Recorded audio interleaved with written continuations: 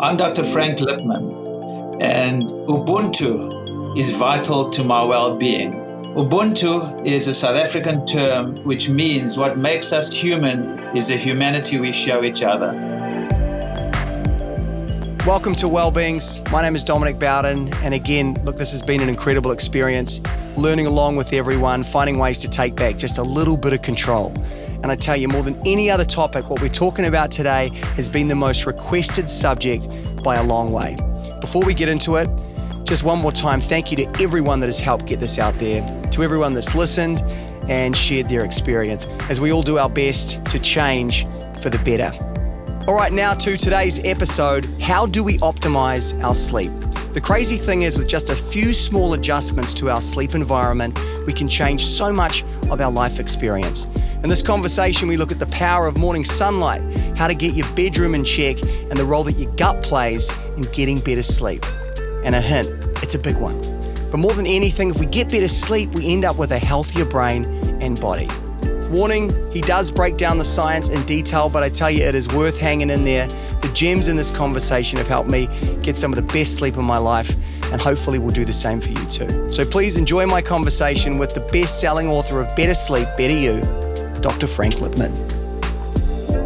Well, first of all, I want to say thank you so much to Dr. Frank Lipman for being here, the author of bestseller, Better Sleep, Better You. And I tell you, if it's one thing it feels the world is consumed about, it is getting good sleep. And to me, it just feels like it's not something our grandparents were complaining about like we are. Am I correct in thinking that? No, you're 100% correct in saying that. You know, sleep is just a pointer to some other imbalance in the system. When you're not sleeping well, it's usually indicative that something else in the system is off whack. Our bodies in this day and age are not as resilient or are more stressed out, polluted, and unhealthy than they were maybe 50 years ago. Well, I think we talk about it being a great way to work out what is wrong with us. And I kind of just want to talk about what bad sleep can do. I think that really when you think of all the progresses we've made as a society, we live so much faster and we sleep so much less. So, Dr. Frank, if you can kind of paint the picture for what a bad sleep does to us. There's more and more research coming out, but what we know now is bad sleep over time can lead to heart disease, diabetes, obesity, Alzheimer's, most chronic diseases that most of us are scared of in this day and age. Sleep can actually be a factor or be a cause of. The biggest ones would be heart disease, obesity, diabetes, and Alzheimer's. Wow. It's kind of scary stuff. Well, it doesn't have to be. I mean, I think you need to be scared enough to make changes, but the changes that you make are actually not that difficult. So I think you should be scared enough to go, I got to get my shit together. I don't know if you can say that in New Zealand, but probably you can. But, you know, it's not that difficult. Little things little changes can give you big results. Well, before we get into that, and I want to dig in, I know you've got a lot of hacks and tips that you can give people. When we look at the phrase sleeping like a baby, right? You know, it feels like a lot of it is around parents giving these great routines and getting into sleep patterns. Then we get older, we get in control, and it all goes out the window. I mean, is there any truth to that? You know, how do we get it so wrong? There's a lot of truth to that. You know, I have a 16-month-old grandson, and I see how important routine is for him. You know, my daughter is very rigid with her routines, and I see how effective it's been. And that is one of the big reasons why sleep is such an issue, because we don't see sleep as the primary rhythm in our body.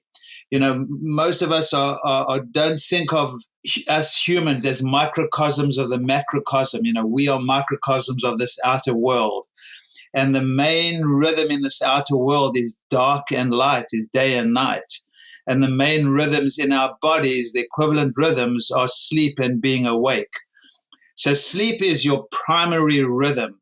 And when you don't get rhythmic, or you go to sleep at, one night it's 12 o'clock, the next night it's 8 o'clock, when you're not regimented or you're not sticking to this regular rhythm, it's going to affect your sleep in a negative way. I think that's probably one of the biggest tips, or the most important tips I tell people, and the most helpful ones are just try get your body back in rhythm. Try go to sleep at about the same time every night and wake up at about the same time. If you can get that going, try get some early morning light first thing in the morning. Have your room as dark as possible at night. So acknowledging and respecting the rhythms of nature and the rhythms of your body are probably the two biggest things that can be helpful in sleep. And I think the interesting thing is as well, there are a lot of things that we can all do, but then we are also personal, right? And it is about working out what our personal sleep protocol is, right? I've got some friends that say to me, hey, look, I stay up to 1 a.m, and then some that need to be in bed by 10 p.m. I want to know, is there science behind, being a night owl or an early bird? Absolutely. That's a genetic thing. So some people are larks, an early bird. I'm like that. I wake up automatically at 5:15 every morning. But by 9 o'clock, 10 o'clock, I'm tired and I go to sleep. So you got to respect your body's rhythm. Some people are night owls. I have friends who need to go to sleep at 11, 12 o'clock. And I don't think that everyone has to go to sleep at the same time. But most people are either larks or night owls. There's a couple of people who are sort of, somewhere in between. But respect that. So if you are going to bed at 11 o'clock, that's fine. If you're a night owl, just make sure that you go to bed approximately the same time and wake up at approximately the same time. So if you go to bed at 11, 12 o'clock, don't be like me and wake up at 5 o'clock in the morning. Just wake up maybe at 7 o'clock in the morning. I think the rhythm, the regularity of when you go to bed and wake up is much more important, because, yes, some people are night owls, other people are morning people, are larks, yeah. We talk about all the negative things that can happen if we don't get enough sleep, but let's talk about the benefits of getting the right amount of sleep, whether it be weight loss or energy levels. What are the benefits of getting the right amount of sleep for your body? Most people know how much better they feel when they are sleeping well. They're more energetic. They have much more mental clarity. They're less moody. Yes, as you mentioned, that it's a way to lose weight. I always say, if you want to weigh less, sleep more. But it's good for your heart health. It's good. I do a lot of testing in my practice. We do a lot of biomarkers for longevity, and I've seen over the years now, especially in the last year or two, when people are monitoring their sleep. There are now all these wearables that you can monitor your sleep. I'm seeing really interesting effects on people's blood biomarkers when they start paying more attention to sleep. So, I think getting a good night's sleep is probably going to affect every aspect of your health, most of which you won't even realize. But you will feel more energized. You will feel more mentally clear. I mean, those would be the two things you're really going to feel. But it's probably affecting your health in many ways where we don't even realize it. Well, I think sleep for me fuels so much of what I do, and as you say, gives you that energy. Not all sleep is created equal, So just before we break down some tips of what people can do, just explain to us what is a healthy, 8 or 9 hours sleep. It's a great question, because what's interesting about, and this is a question I get asked all the time, what happens, especially as men getting older, their prostates get bigger and they have to pee all night, or women going through menopause, they wake up a few times at night to pee. And, the question is, and I'll feed it into your question, is that a problem that I'm waking up 3 times a night to pee? And my answer is no, not necessarily, as long as you're going back to sleep. So what happens during sleep is you're going through cycles of sleep. When you sleep, you go from light sleep to maybe REM sleep to deep sleep to REM sleep. So you're going through these cycles all night. So the problem will be if you're waking up 3 times and you're having a hard time going back to sleep. But if you're going back to sleep, it's not a problem. So don't expect to be in a deep sleep the whole night. I think when you're younger, most people don't even realize they go to sleep and they wake up the next morning and they think they've just had one long, deep sleep.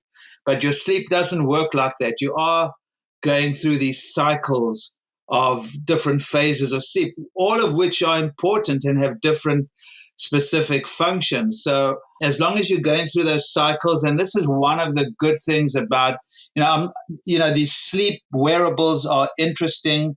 I don't think they are the full answer. I mean, but they're convenient to wear. If you're wearing a ring, you're not going to go to bed with an EEG to really monitor it properly. But I think you can see patterns from these wearables, and I like that for most people. And most people then realize that, even if they're getting an hour to 2 hours of deep sleep, and a lot of their sleep is light sleep or whatever it is. They're realizing that they don't have to be in a deep sleep for 7 hours. They're going through these cycles, and that's normal. Well, I use the Aura Ring. I see you do as well. And I think for me, I can wake up and lie in bed and pretty much call the number, before I even look at the app of what my sleep score is. So I guess it's about listening to your body, isn't it? And becoming intuitive to what it's trying to tell you. Yeah, I think so. I think after a while, I know when I've had a good sleep and I haven't had a good sleep. The interesting thing I got from this is the cyclical nature of my sleep, which, when I started researching it, you realize that's normal. But yes, I think as you tune into your body, if you've had a good sleep or not. You don't really have to have a wearable to tell you that. I think the wearable can be helpful for a lot of people with just to see your pattern or if your pattern is going off. But for the most part, as you tune into your body, if you've had a good sleep or not. It's very rare where it doesn't correlate. When I can tell, I thought I had a terrible night's sleep and I look at my numbers and it looks quite good. Yeah. The world we live in has such a huge place in why we are sleeping as we are, and I guess for you, I'd love for you to break down, the big things that are affecting our sleep. We know that technology plays a huge part, but even the anxiety and stresses of things like social media affect our ability to be able to get into a deep sleep. What do you see as the biggest negatives or the biggest causes of bad sleep? Well, I would say the commonest cause that I see in my practice is stress and anxiety, which is creating hormonal and neurochemical consequences which are affecting our sleep. So that would be the commonest issue, that just stress and people aren't able to calm down their nervous systems. That in New York anyway. But I think the other big problems are we sit under artificial lights all day, and we don't get enough natural light. So we don't get enough natural light during the day, and we get too much artificial light at night. Your body's main sleep hormone is melatonin, and that only starts getting secreted when there's darkness. So if you're sitting under artificial light, your body doesn't know that it's different to natural light. So I think the light pollution, for lack of another term, is another big issue. And then the third big issue, apart from maybe hormonal imbalances as we get older, is the gut, the diet and the gut. I see this all the time. People come in with gut problems. They don't even realize they're having sleep problems, or they're not complaining of sleep problems. And you correct the gut problem and they come back and they say, oh my God, I'm sleeping so much better as a side effect. So they don't even know that they're having problems with sleep, or they don't register. They know they're getting bloated and gassy and they can't poop, but they're not really thinking of their sleep's not so good. But when you get their gut better, their sleep gets better. So there's this huge connection between what's going on in the gut and the microbiome and our sleep. Well, I think for a lot of people, they find it hard to bridge those two things. How does your gut and what you're eating and your diet affect the way you sleep? So maybe you can kind of sort of help explain that. Sure. Well, first of all, you've got to understand there's a direct highway between the gut and the brain. It's called the vagus nerve. So everything that's going on in the gut, all the neurochemicals that are released in the gut and all the neurochemicals that are made in the brain are also made in the gut. In fact, the gut is called your second brain. So there's more serotonin, which is the happy chemical, for instance, made in your gut than made in your brain.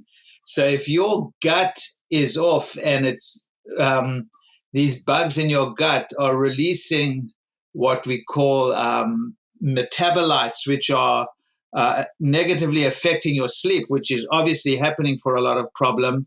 When you correct that and these gut bacteria stop releasing those metabolites, then you sleep better. So you can shift your gut microbiome or the bacteria in your gut or what they release, and that will affect how well you sleep because of this direct highway, this connection between the gut and the brain. Wow. You've got this thriving practice right now in New York, right? And I'm sure you see all sorts of people when they come in and they tell you what's going on and they are those same words, anxiety and the stresses of life and maybe gut pain or gut issues. What are the things that you prescribe to them? What do you say are the first steps that they should take to getting better sleep? I'm a big believer in sort of dealing with the low-hanging fruit. I've been practicing for 40 years now. What I've found is if you can make someone feel better quickly, then you've got them hooked. So I usually work with the gut or often work with the gut first because the gut is an area that you can get someone's gut working much better quite quickly. And when the gut is more optimized or functioning better, most people will sleep better, have more energy, have more mental clarity, lose some weight, lose the puffiness. So sleep or stress or aches and pains may be harder or take a little bit longer to get better. So I often start with treating the gut because you get the most bang for your buck. I think for a lot of people, they go gut health and it's a big question mark, right? And they don't know where to start. So if people out there right now are going gut health, how would I even begin to tackle something like that? Great question. So why I say I start there is a lot of people will come in to see me with all sorts of problems and they have gas and bloating and they constipated or they have reflux and they think that's just a normal aspect of aging. They don't realize that having a good poop and a well-functioning gut and not getting bloated and not getting reflux is really important to your general health. They just take it for granted that, well, everyone else has it. I'll just take Nexium or one of these proton pump inhibitors just to stop too much acid production. I'll take some Miralax or some laxative because I can't poop.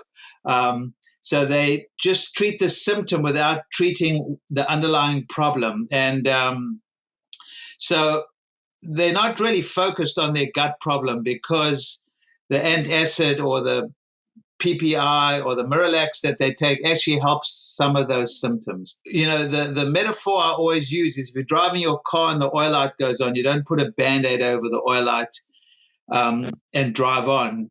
You see why the oil light went on. So, for instance, if you've got some reflux, you don't just take an antacid. You want to see why you're having the reflux. The first place I always start with my patients is I usually change their diets. I'm not a believer in there's one right diet for everyone. I don't think everyone needs to be a vegan. I don't think everyone needs to eat a paleo diet. I don't think there is one right way to eat. But if someone is eating a lot of processed foods, if someone is eating a lot of gluten in particular, in America is a big problem. In New Zealand, I don't think it's such a problem. If someone is eating a lot of meat in America, they're mainly eating factory farm meats. In New Zealand, all your meat is grass-fed. That's the law there. So it's a little bit different, but I look at all the problem foods in someone's diet and I'd remove them. So I'll take out the sugar, I'll take out the processed foods, I'll take out the gluten for sure. Sometimes I take out all the grains. Sometimes I'll take out meat if they eat it, or tell them they can only have grass-fed meat. So it all depends on what's going, but I'll try and look to see what triggers they have in their diets, and I'll remove those foods that could be a problem and say, do this for 2 weeks and come back and see how you're feeling. And most people will feel better when they remove the foods that are irritating them. At the same time, I usually use some antimicrobial herbs that can help balance the gut flora, just because I want people to feel better quickly. So I usually not only change people's diets on the first visit, I usually use some antimicrobial herbs. And at the same time, I get people to, if they're not exercising, to start moving their bodies. If they're not meditating, to either download a meditation app or start doing some breathing exercises. So we try create some easy lifestyle changes that they're going to actually adapt in their life. And you say, listen, do this for 2 to 4 weeks and let's see what happens. Because you want them to feel better quite quickly. Because once someone comes back and they're feeling better, then you don't have to convince them anymore. When someone's had the subjective sensation of vitality or feeling good again, then, they're going to know or believe that, whether it's sleep hygiene or the meditation or the diet change or whatever it is has made a difference, and there's more chance that they're going to continue to do that. Yeah. Long answer for a short question. No, and incredible insights, Doctor. Amazing. And I guess if we move on from the gut health and we think about environment, right? You talk about creating a healthy space for someone to get good sleep. And there's everything from temperature to making sure you're in a dark space. What are your tips that you would say to people on how to get the perfect night's sleep? Right. So the two ones you just mentioned, the dark room and a cold temperature below 68 degrees. Well, I don't know, you guys use Fahrenheit or not? 68. I'm not sure what that 68, is. Yeah. Anyway, both of those, a dark room and a cold room, actually are helpful in helping your body produce the melatonin that is needed for a good night's sleep. Any little bit of light that gets through into your eyes is going to inhibit melatonin, as is a warmer room. So it's important to have a cold and a dark room. Those two are really important. I'm a big fan of preparing yourself for sleep or having some type of transition period. It's very hard to go to 100 miles an hour and just stop dead and go to sleep. So I'm a big believer in taking at least a half an hour to an hour of transition before your daily life, where you're doing things actively and then, chilling out and going to bed. So in that hour, a hot bath, listening to some relaxing music. I'm a big fan of Bob Marley, for instance, or reggae music. It calms down. Your body entrains to the rhythm. We talked about rhythm. When the beat's at about 60 beats per minute, your heartbeat slows down and entrains to that rhythm. So any slow music, reggae being a perfect example, is really good to transition to. Dim the lights, a good idea. Do some breathing exercises, some restorative yoga, anything just to calm the body down. So transitioning between your waking life and your sleep is really helpful as well. Wow. Some great tips there. And I think for a lot of people, it's also because we want to look good, right? And I think that we've got you here. You're an anti-aging doctor as well. We hear the term beauty sleep. And so I want to know, what are the things that we can do to improve the way we look through sleep as well? Well, it's not only the way we look on the outside, it's what's going on inside. And sleep is, the book before my sleep book was like a longevity book. And, as I get older, now I'm 66, almost 67, you start uh, looking at how to stay young, or I want to enjoy my grandson as he gets older and older. So you're looking for more ways to increase your health span, which is not only your lifespan, but your health span, the amount of time you stay healthy and vital before you just drop dead and stuff it. But when I was researching my longevity book, sleep is probably one of the best anti-aging tips, you can get. The other one would be what we just spoke about, getting sugar out of your diet, moving your body, exercising, all the things that will help you sleep better will actually help you age better, which is quite interesting. Getting your microbiome balanced, dealing with your stress, moving your body, getting the sugar out of your life. These all will help your sleep. And then the intangibles, having gratitude, just being grateful for what you have, being kind to yourself, being kind to others, being kind to the earth. These small, ordinary things that we do on a daily basis have an extraordinary effect on our health and our sleep and how well we age. Wow. You talked about meditation as well. And I think for a lot of people, it's a word they don't know how to approach. Like say my parents' age, they're in their 60s. They know they want to get a good night's sleep. They do all these things that you're saying that they shouldn't do, still being on their phones and their laptops. But meditation is a very hard thing to get people to give a try. But from your medical science perspective, why do you say mindfulness or quietening the mind is such a powerful tool? The physiological effects of meditation are the exact opposite of stress. So stress stimulates your sympathetic system. Meditation stimulates your parasympathetic system. So it's the perfect antidote to the stresses in our lives. So that's why I'm such a big fan, because most of us have an overactive nervous system. We're agitated, we're stressed out. I mean, this is just life today, especially with the pandemic. It's made everything worse. That's not only going to have a negative effect on your sleep, which it does, but over time it has a negative effect on your health, on your brain, on all aspects of your health. And the perfect antidote to that is deep breathing exercises or meditation or stimulating your parasympathetic response. Now, I think it's important for most people to realize that meditation can be, it's a personal thing. It can be dancing around a living room, as long as you're getting out of your head and you're in your body. It can be running, whatever, as long as you're getting out of your head. It can be painting. It can be knitting. It can be washing the dishes. The important thing is to be present in whatever you're doing and getting out of your head. And in fact, for people who struggle with meditation, the easiest way to get out of your head is to move your body.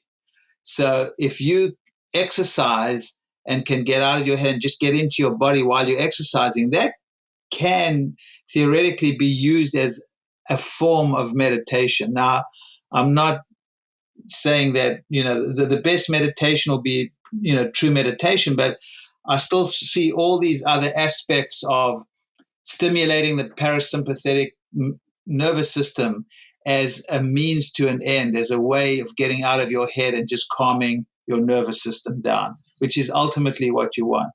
And I think the other big one for me is, anxiety. And I think the pandemic, the last year and a half that we've all been through, has really just had put a lot of pressure on a lot of people, and from different ages, the people that come and see you, Doctor, what do you say is the best tool that you have in your arsenal to tackle anxiety and depression? Once again, it's, getting people to either, meditation is the catch-all, but how you get people there are different ways. Some people start with an app. Some people go to meditation classes. Some people start with yoga or or Tai Chi or some type of moving meditation. Some people start with breathing exercises. There are many ways in there, but learning to calm down your nervous system is really important. Now, there are some nutrients that may help some, but ultimately these are, you need to develop some type of technique or get into some type of habit or use some technique to calm your nervous system down yourself. But, the nutrients like L-theanine, which is an amino acid, which can be helpful. We're using a lot of CBD now, which I don't know what the story is in New Zealand, but CBD and sometimes even with a bit of THC where it's legal can be very helpful too. So, I think there's safer ways to calm down the nervous system with herbs, and nutrients than using drugs, because the drugs over time become addictive and they have side effects over time. So I'm not one for using drugs, but if someone needs a little bit of help before they learn some type of technique, I use L-theanine or GABA aminobutyric acid, or CBD I'm using more and more now. Dr. Frank, this has been so insightful, and I think a lot of people out there are now more equipped. Just in closing, I think we all need sort of a toolbox, something that we can, go into when we're going through the struggles of the last year and a half, or getting a good night's sleep, or feeling like that we've got more energy as we age. So, what for you is in your toolbox when you open it up to help with all of those things? Try spend time in nature. I find that very, very healing, and there's more and more research actually confirming that. I try in the mornings, if I don't go for a ride through the forest where I am, I'll try wake up and meditate. I try eat as little sugar as possible. I'm not perfect with any of this. You do your best. You fall off the wagon, you get up from the floor, you dust yourself off, and you get back on the wagon. So that's what I encourage people to do. The ability to laugh at yourself is important. Don't take yourself too seriously. But I think the more you can get into the habits of doing something to quieten down your nervous system, getting outside in nature, taking the crap out of your diet, and then being kind to yourself, being kind to others, being kind to the earth. I think though just starting off there can get you quite far. Well, look, thank you so much for your time, Dr. Frank, and also just being in service, helping people live a more considered life through your books, incredible reads, and just keep up the good work. Thank you, and thank you for all the work you do. And there it is. Huge thank you to the doctor. For more from him, head to drfranklipman.com. The game changers for me have been wearing an eye mask and doing all I can to stay away from my phone 3 hours before I get to sleep. But of course, I know life gets a vote, so it's a work on. People close to me really needed some help hacking their sleep, and this was a super powerful interview for them. So if you know someone that you think would benefit from this, please share it with them and share your experiences with us at wearewellbeings.com or on Instagram at wearewellbeings. And more than anything, please subscribe and help us to continue to hopefully build this little community. And yeah, until next time, let's support each other as best we can and ask the question, how can we grow through this instead of just go through it? We'll see you next time.